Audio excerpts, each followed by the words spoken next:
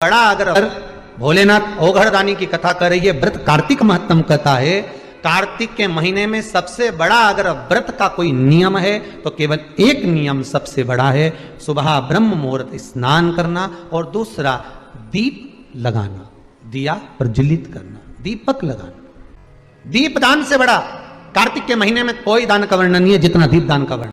इतना सुंदर लिखा है, कार्तिक के महीने में 10वीं तिथि को जो तुलसी की डंडी को घी में भिगोकर अपनी कामना कर कर भगवान के सामने दिए में रखकर जला देता है, दिए की तरह उससे आरती उतार देता है, कहते हैं उसका जन्म दूसरी बार पृथ्वी पर नहीं होता, वो भगवान के गोलोक धाम में जिंदगी भर के लिए विराजमान हो जाता है। विष्णु पुराण का 5वां अंश कार्तिक खंड वर्णन करता है, या स्कंद पुराण का कार्तिक खंड को उठा लीजिए, वो वर्णन करता है 24 तरह के दिए होते हैं। कितने तरह के? 24 तरह के दीप होते हैं। उस दीप में सर्वाधिक श्रेष्ठ दीप होता है तुलसी दल का, तुलसी की डंडी से जो प्रकट किया गया। बत्तियों का भी क्रम है। कार्तिक पूर्णिमा के दिन लगाया गया दीपदान, किया गया दीपदान घर में संपदा की कमी नहीं आने देता। ये उसी में कहा जैसे कार्तिक के महीने में आंवले के पेड़ के नीचे लगाया गया घी का दिया, चौमुखी 4 बत्ती का दिया, जो आंवले के पेड़ के नीचे कार्तिक के प्रथम दिन से लेकर कार्तिक पूर्णिमा तक जो आंवले के पेड़ के नीचे चौमुखी दिया 4 बत्ती का लगाता है, उसके घर में संपदा की कभी कमी नहीं होती महाराज। लक्ष्मी कभी कम नहीं होती, लक्ष्मी घटती ही नहीं महाराज। शिव महापुराण की कथा कहती है, विष्णु पुराण कहती है, स्कंद पुराण कहती है महाराज कि भगवान नारायण स्वयं इस जड़ के नीचे अपना विश्राम करते हैं महाराज। प्रयास करा करो, 1 चुटकी हल्दी, कितनी? मात्र 1 चुटकी हल्दी, आंवले के वृक्ष के नीचे भगवान हरि हर महादेव, कौन से महादेव है? हरि हर महादेव के नाम से रखकर उस पर पूर्व मुख कर कर, पूर्व की ओर मुख कर कर जल समर्पित करना प्रारंभ कर दीजिए।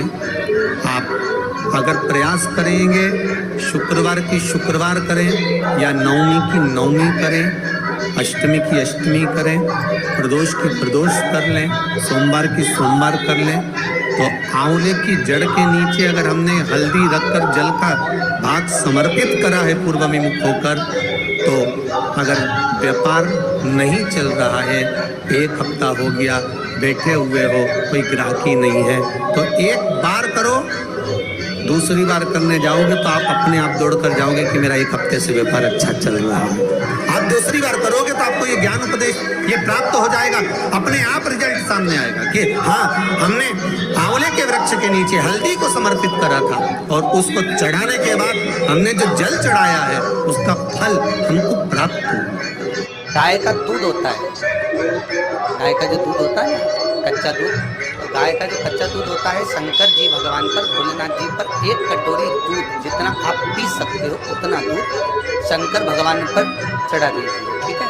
और चढ़ाने के बाद में शंकर पर चढ़ाया और वो दूध कटोरी में झेल, और झेलने के बाद मंदिर के द्वार पर उस 1 नींबू को काटो और अवधूतेश्वर महादेव का नाम लेकर नींबू को निचोड़ कर शंकर की देहली पर बैठकर शिव जी का शिवलिंग देखते हुए जो पी जाता है, उसके जीवन में जो मसों की बीमारी होती है वो समाप्त हो जाती है, कभी नहीं हो सकती।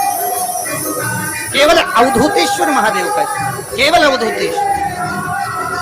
उसी तरह शिव पुराण कहती है, लिंग पुराण कहती है और नर्मदा पुराण। परीक्षा है आप, और आप चाहते हो कि मुझे इसमें पास होना चाहिए, आप चाहते हो कि इस परीक्षा में मैं पास हो जाऊं, और बहुत जरूरी है मेरा पास होना, मैं बहुत बार दे चुका हूं, बहुत बार दे चुकी हूं, तो प्रयास करना। एग्जाम के पहले कोई सोमवार पड़े, त्रिपुरा सुंदरी माता का नाम लेकर उत्तर की ओर मुख कर कर गन्ने का रस, शुगर का रस, गन्ने का रस, एक का रस लेकर दोनों हाथों में कलश में भरकर नाम और गोत्र आपका बोलकर मन की कामना कर कर जैसे कांवड़ शिव जी को चढ़ाते हैं दोनों हाथ से, उसी तरह वो गन्ने का रस से शंकर जी का अभिषेक त्रिपुरा सुंदरी के भाव से कर दीजिए महाराज। ऐसा कोई एग्जाम नहीं होगा जिसमें आप पास नहीं हो सकते, निकल ही जाओ। सब बोलिए एक बार जमकर श्री शिवाय नमस्तुभ्यम। प्रैक्टिकल जरूर करना।